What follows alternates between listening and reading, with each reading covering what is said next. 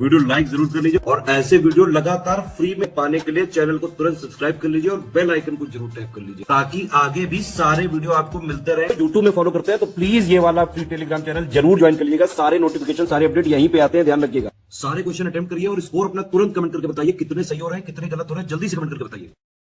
RO module wise paid quiz study for civil services की चल रही है वीडियो सीरीज के फॉर्म में। इसका पार्ट नंबर 5 करेंगे हम लोग। पार्ट नंबर 5 में पहला हमारा सवाल है कि अंडर 19 एशिया कप भारत ने किस देश को हरा करके जीता था। तो इसका उत्तर हो जाएगा श्रीलंका। ठीक है, श्रीलंका को हरा करके भारत ने ये अंडर 19 एशिया कप जीत लिया था फाइनली। और इसमें भारत के कप्तान रहे थे यश ढुल रहे थे। और अभी यश ढुल को हाल ही में दिल्ली में इलेक्शन कमीशन ने अपना प्रचारक यानी कि एम्बेसडर बनाया था, ये भी ध्यान रखिएगा। ठीक है, तो ये सारी न्यूज कनेक्टेड है आपस में। यहाँ पर हमारा आंसर हो जाएगा बी। भारत के कप्तान विराट कोहली ने भारतीय टेस्ट क्रिकेट से अपनी कप्तानी छोड़ी थी। पहले T20 की छोड़ी, फिर वनडे की और फाइनली फिर टेस्ट की भी छोड़ दी है। यहाँ पर किस वर्ष उन्हें कप्तान नियुक्त किया गया था आपको बताना है। तो उनको कप्तान बनाया गया था 2014 में, ऑप्शन नंबर सी। निम्नलिखित में से किस पूरा पाषाण कालीन स्थल से राख के टीले प्राप्त हुए हैं। तो ब्रह्मगिरी से भी मिले हैं, मस्की डिस्ट्रिक्ट से भी मिले हैं और उतनौर से भी मिले हैं। हमारा उत्तर हो जाएगा ऑप्शन नंबर डी, यहाँ पे सही हो जाएगा। ये ब्रह्मगिरी, मस्की और उतनूर ये सभी कहाँ से हैं, ये मतलब कहाँ पड़ते हैं आपके स्थल, कर्नाटका में पड़ते हैं। ठीक है, कर्नाटक में, ध्यान रखिएगा।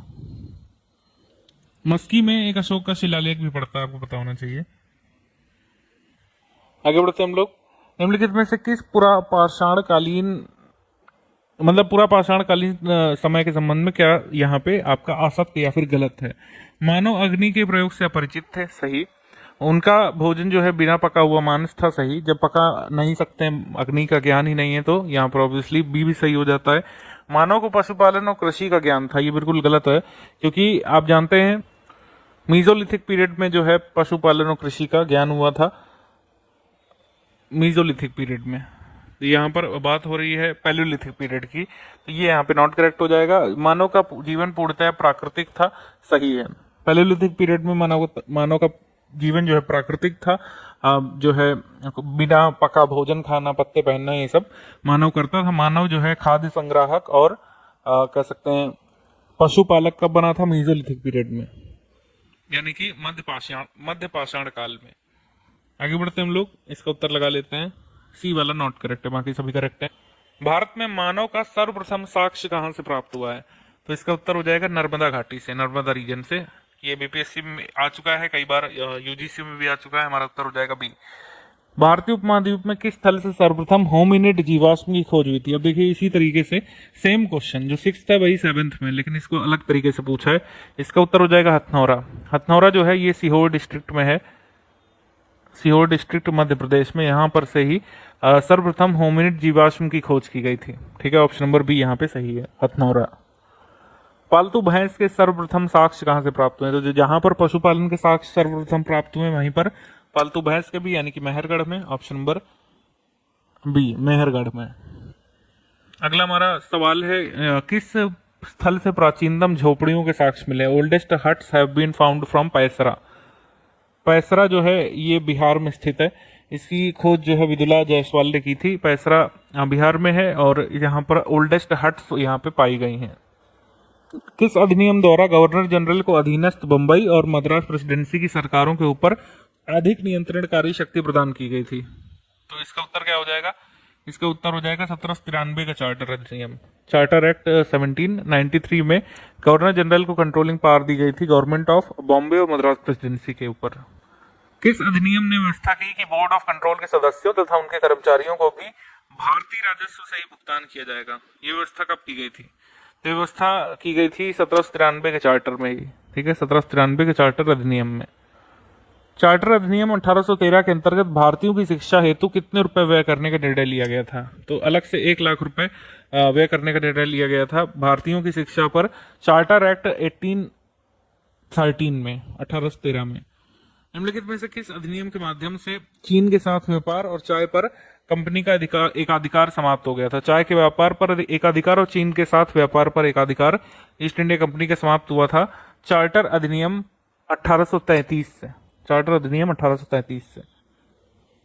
तो यहाँ पर हमारा उत्तर क्या हो जाएगा, 2833 का चार्टर अधिनियम, यानी उपरोक्त में से कोई नहीं, ये ध्यान रखिएगा। चाय के व्यापार पर एकाधिकार और चीन के साथ व्यापार पर एकाधिकार चार्टर अधिनियम 1833 से खत्म हो जाता है, किसका, ईस्ट इंडिया कंपनी का।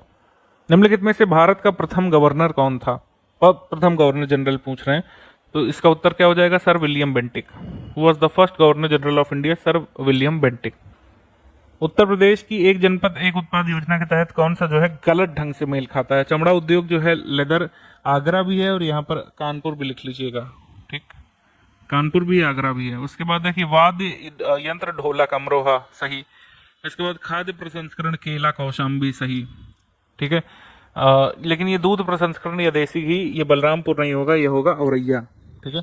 क्या हो जाएगा उत्तर, इसका उत्तर हो जाएगा दूध प्रसंस्करण जो है वन डिस्ट्रिक्ट वन प्रोडक्ट है औरैया का, औरैया डिस्ट्रिक्ट का। ये भी वन डिस्ट्रिक्ट वन प्रोडक्ट से है। इसमें पूछा गया है कि उत्तर प्रदेश की एक जनपद एक उत्पाद योजना के अंतर्गत मैनपुरी संबंधित है। मैनपुरी की तरकश आर्ट जो है, तरकशी आर्ट, ये वन डिस्ट्रिक्ट वन प्रोडक्ट है। इसके बाद इंडिया स्किल्स प्रतियोगिता में शीर्ष स्थान किसने प्राप्त किया है। इंडिया स्किल्स में शीर्ष स्थान प्राप्त किया है ओडिशा ने, और 51 पदक मिले थे। महाराष्ट्र सेकंड पर, केरल थर्ड पर रहा था इंडिया स्किल्स कंपटीशन में।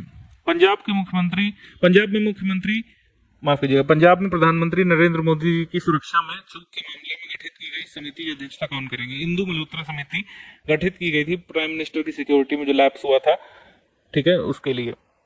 शीतकालीन ओलंपिक 2022 कहां पर आयोजित किए गए थे। बीजिंग चाइना में आयोजित किया गया था, आपको पता है। बाकी के क्वेश्चन यहाँ पर हम देख लेते हैं। यहाँ पर ब्रह्मपुत्र की ट्रिब्यूटरी कौन सी। ब्रह्मपुत्र की बहुत सारी ट्रिब्यूटरीज हैं, लेकिन घग्गर नहीं है, माही नहीं है और कोसी नहीं है। ब्रह्मपुत्र की ट्रिब्यूटरी जो इस गिवन ऑप्शन में है वो है मानस नदी, मानस। बैटल ऑफ राक्षस तांगड़ी का युद्ध जो है किस नाम से, अन्य नाम से जाना जाता है। तो बैटल ऑफ तालीकोटा का जो युद्ध जो है वो राक्षस तांगड़ी के युद्ध के नाम से भी जाना जाता है। ऑप्शन नंबर ए यहाँ पे सही होगा। अगला हमारा प्रश्न है ऑपरेशन संकल्प जो अभी चर्चा में था वो किससे संबंधित है। ऑपरेशन संकल्प जो है इंडियन नेवी से संबंधित है, ठीक है। और यहाँ पर INS तलवार गया था, फिलहाल तैनात था यहाँ पर ऑपरेशन संकल्प के लिए। आना सागर झील जो है ये चर्चा में थी, ये किस राज्य में है। तो आना सागर झील जो चर्चा में थी ये अजमेर में पड़ती है, राजस्थान में, और ये काफी दुर्दशा में है। बहुत सारा यहाँ पे वनस्पति जमा हो गया, जिससे ये लेक जो है बहुत बदहाल स्थिति में है। यहाँ से बदबू आ रही है, स्टिंक कर रही है। तो जुलाई में रिपोर्ट हुई थी न्यूज, और इससे ये करंट अफेयर का सवाल पूछा गया था। हमारा अगला सवाल है और 25 नंबर सवाल है इसका। Which of the following is a part of Deccan plateau. ये काफी इनोवेटिव सवाल पूछा गया था, CAPF पेपर से मैं इसको ले रहा हूँ। डेक्कन प्लेट्यू का पार्ट निम्नलिखित में से कौन सा है, ये आपको बताना है। इस क्वेश्चन को समझने के लिए हमको भारत का नक्शा खोलना पड़ेगा। हमारे प्यारे भारत के रिलीफ फीचर्स का ये मैप है। लेकिन ये जो क्वेश्चन है ये सिर्फ मैप देखने से नहीं होगा जब तक आपके कॉन्सेप्ट यहाँ पे नहीं क्लियर होंगे NCERT क्लास 9th के, ठीक है। जैसे यहाँ पर आपसे डेक्कन प्लेट्यू का यहाँ पे पूछ रहा है, लेकिन आपको मैप में कहाँ समझ में आ रहा है कहाँ डेक्कन प्लेट्यू है, कहाँ पे आपकी पेनिनसुलर प्लेट्यू है। पेनिनसुलर प्लेट्यू और डेक्कन प्लेट्यू में फर्क है, बात सबसे पहले ध्यान रखना है आपको। यही एक मेजर कॉन्सेप्ट है NCERT क्लास 9th का। पेनिनसुलर प्लेट्यू अलग है, ठीक है, और डेक्कन प्लेट्यू अलग है। अलग कैसे। पेनिनसुलर प्लेट्यू एक ब्रॉड टर्म है जिसमें कि सेंट्रल हाईलैंड और डेक्कन प्लेट्यू शामिल होता है, ठीक है। ये पूरा रीजन जो पेनिनसुलर प्लेट्यू के नीचे तक जा रहा है, वेस्टर्न घाट्स तक, ये नीचे तक, ठीक है। इसका एक्सटेंशन थोड़ा यहाँ से भी अभी बताएंगे आपको इसके बारे में। तो ये जो पूरा पेनिनसुलर प्लेट्यू जा रहा है ये डेक्कन प्लेट्यू और सेंट्रल हाईलैंड से मिलकर के बना है। नर्मदा यहाँ पे डिवाइडिंग फैक्टर हो गया। नर्मदा के ऊपर जितना भी हिस्सा आप देख रहे हैं मालवा प्लेट्यू मिला के, ये सेंट्रल हाईलैंड का हिस्सा है। सेंट्रल हाईलैंड जिसमें छोटा नागपुर प्लेट्यू वगैरह भी शामिल हो गए हैं। और नीचे का हिस्सा जो है नर्मदा के साउथ में जो हिस्सा है वो डेक्कन प्लेट्यू है। और डेक्कन प्लेट्यू का जो हम लोग कह सकते हैं, डेक्कन प्लेट्यू का नॉर्थर्न एक्सटेंशन जो बन रहा है, नॉर्दर्न बाउंड्री जो बन रही है वो क्या बन रही है, ये सतपुड़ा रेंज बन रही है, ठीक। और बाकी डेक्कन प्लेट्यू का इधर का मार्जिन कौन सा है, वेस्टर्न साइड, ये वेस्टर्न घाट्स बन रहा है। ईस्टर्न साइड जो है ईस्टर्न घाट्स बन जाएगा।